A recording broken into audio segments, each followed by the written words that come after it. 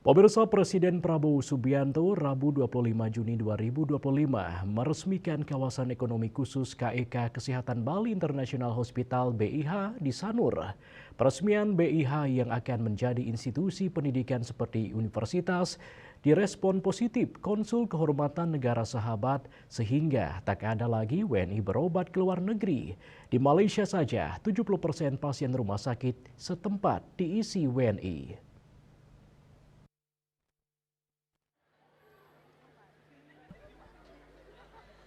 Konsul Kehormatan Malaysia di Bali, Panudiana Kun mengungkapkan adalah terobosan bagus Bali kini memiliki KEK Kesehatan Bertaraf Internasional.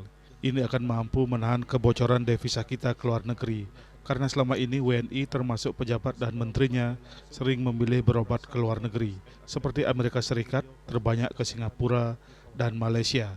Asalkan dia memberi catatan dilayani oleh dokter profesional berkelas dunia dan biaya yang tak kalah lebih murah dibandingkan di luar negeri. Panudiana Kun yang juga pengusaha bidang pariwisata mengungkapkan bahwa biaya berobat di Singapura dan Malaysia jauh lebih murah. Keunggulan lainnya adalah pasien dan keluarga langsung diinapkan di hotel dan diajak wisata. Nah, hal ini harus diimbangi oleh KEK Sanur Bali, sebab selama ini 70% lebih pasien RS di Malaysia diisi WNI. Dia berpikir positif peluang ini harus diambil oleh Bali, ditambah dengan menu wisata kesehatannya sehingga Bali makin beragam memiliki atraksi wisata.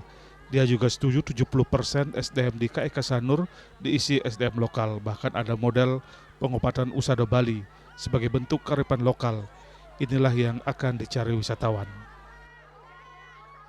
Kami mengucapkan selamat kepada Bapak Presiden Republik Indonesia yang telah meresmikan kawasan industri eksklusif di Sanur, terutama rumah sakit internasional yang ada di Sanur.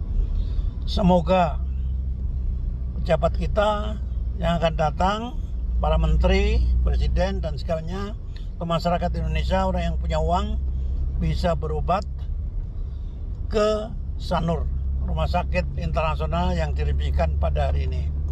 Semoga sukses dan berharap bisa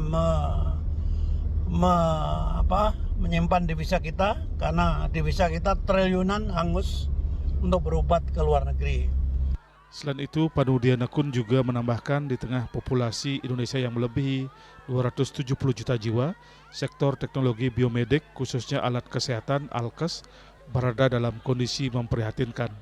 Data Kementerian Kesehatan RI tahun 2022 mengungkapkan bahwa 90% Alkes yang digunakan di rumah sakit dan fasilitas kesehatan nasional masih diimpor dari negara seperti Amerika Serikat, Jerman, dan Jepang.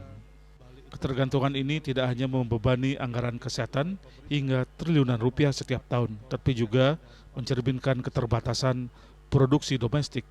Indonesia hanya mampu memproduksi 10% kebutuhan Alkes nasional, angka yang jauh tertinggal dibandingkan negara tetangga seperti Malaysia yang telah mencapai 30% produksi lokal. Pengamat ekonomi kependudukan dan ketenagakerjaan I Gusti Wayan Murjana Yase mengatakan KEK bisa berdampak positif bagi ekonomi dan sosial.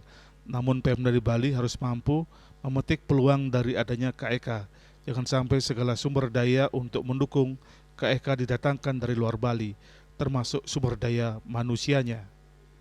Suece Bali TV.